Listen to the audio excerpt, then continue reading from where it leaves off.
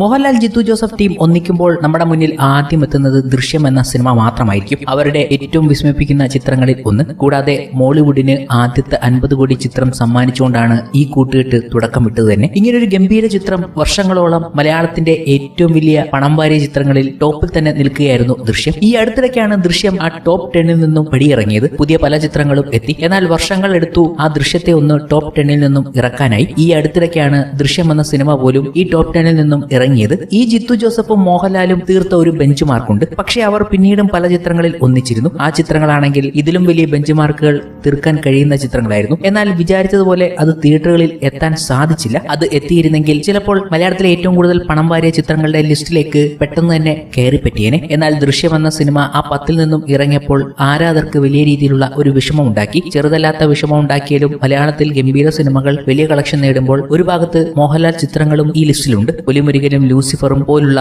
വമ്പൻ പണം വാരിയ ചിത്രങ്ങൾ. ടോപ്പ് 2ലും 3ലും നിൽക്കുന്ന ഈ ചിത്രങ്ങൾ ഇപ്പോഴും ആ ചിത്രങ്ങളെ മറികടക്കാൻ ഒരു ചിത്രത്തിനും കഴിഞ്ഞില്ല. ഈ വർഷം 2018 എന്ന ചിത്രം എത്തിയാണ് ടോപ്പ് 1ൽ എത്തിയത്. ഏറ്റവും കൂടുതൽ പണം വാരിയ ചിത്രമായി 2018 എന്ന ചിത്രം മാറി. ഇൻഡസ്ട്രി ഹിറ്റടിച്ചു. അതുവരെ മോഹൻലാലിന്റെ സ്ഥാനമായിരുന്നു 1ഉം 2ഉം ഒക്കെ. എന്നാൽ ദൃശ്യം അപ്പോഴേക്കും ഈ 10ൽ നിന്നും ഇറങ്ങേണ്ടി വന്നു. എന്നാൽ അതേ ടീം വീണ്ടും ആ 10ലേക്ക് എത്തിയത് എന്നതാണ് മറ്റൊരു കൗതുകരമായ കാര്യം. ഇത് ശരിക്കും അത്ഭുതപ്പെടുത്തുന്ന ഒന്നായി മാറി. ദൃശ്യം ഇറങ്ങിയപ്പോൾ അതേ ടീം മറ്റൊരു ചിത്രമായി എത്തി മലയാളത്തിലെ ഏറ്റവും കൂടുതൽ പണം വാരിയ ചിത്രങ്ങളുടെ ടോപ്പ് 10ൽ ഇടം നേടിക്കഴിഞ്ഞു. നേര് എന്ന ചിത്രത്തിന്റെ 13ാം ദിവസമാണ് ഈ അത്ഭുതകരമായ ഒരു കാര്യം സംഭവിച്ചിരിക്കുന്നത്. 12ാം ദിവസം കേരള ബോക്സ് ഓഫീസിൽ നിന്നും 36.71 കോടി നേടിയ ചിത്രം റെസ്റ്റ് ഓഫ് ഇന്ത്യയിൽ നിന്നും 4.4 കോടിയും ഓവർസീസിൽ നിന്നും 27.9 കോടിയും അങ്ങനെ ടോട്ടൽ വേൾഡ് വൈഡിൽ നിന്നും 69 കോടി നേടിയെന്ന വിവരങ്ങൾ പുറത്തുവിട്ടപ്പോൾ 13ാം ദിവസം 69ൽ നിന്നും 70 കോടിയിലേക്ക് ജമ്പ് ചെയ്യുകയായിരുന്നു. 70ഉം കടന്ന് മുന്നേറി. 70ഉം കടന്ന് മുന്നേറിയപ്പോൾ മലയാളത്തിലെ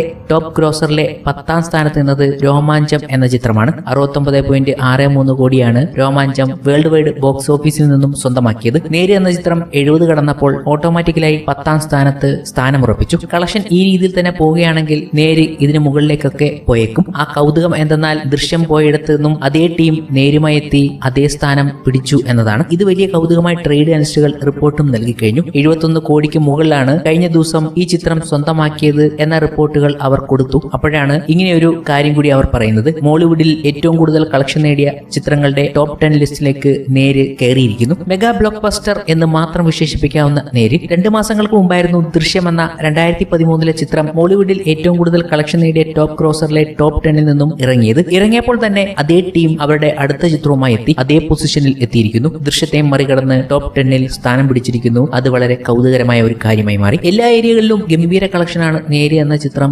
നേടിക്കൊണ്ടിരിക്കുന്നതും. അത് ഓരോ ദിവസവും ട്രേഡ് അനലിസ്റ്റുകൾ കണക്കുകൾ സഹിതം പുറത്തുവിട്ടുകൊണ്ടിരിക്കുകയാണ്. ട്രേഡ് അനലിസ്റ്റുകളുടെ മലയാളത്തിലെ all time top 10 world wide Mollywood ഗ്രോസറിലെ ലിസ്റ്റ് പ്രകാരം 1ാം സ്ഥാനം 2018 എന്ന ചിത്രം, 2ാം സ്ഥാനം പുലിമുരുകൻ, 3ാം സ്ഥാനം ലൂസിഫർ, 4ാം സ്ഥാനം ഭീഷ്മപർവം, 5ാം സ്ഥാനം RDX, 6ാം സ്ഥാനം കണ്ണൂർ സ്കോഡ്, 7ാം സ്ഥാനം കുറുപ്പ്, 8ാം സ്ഥാനം പ്രേമം, 9ാം സ്ഥാനം നേര്, 10ാം സ്ഥാനം കായംകുളം കൊച്ചുണ്ണി എന്നിങ്ങനെയാണ് മോളിവുഡിന്റെ ഏറ്റവും കൂടുതൽ പണം വാരിയ ചിത്രങ്ങളുടെ ലിസ്റ്റ് പോകുന്നത്. ഈ ലിസ്റ്റിലേക്കാണ് ന്യൂ എൻട്രിയായി നേര് എത്തിയിരിക്കുന്നതും. നഷ്ടമായ സ്ഥാനം പുതിയൊരു ചിത്രവുമായി ചെന്ന് മോഹൻലാൽ നേടിയിരിക്കുന്നു. ഇനിയും വലുതുകൾ സംഭവിക്കാൻ പോകുന്നതേ ഉള്ളൂ. പല സ്ഥാനങ്ങളും അദ്ദേഹം തിരിച്ചു പിടിക്കും. ഇത് തന്നെയാണ് ഓരോ ആരാധകരും എടുത്തു പറയുന്നത്.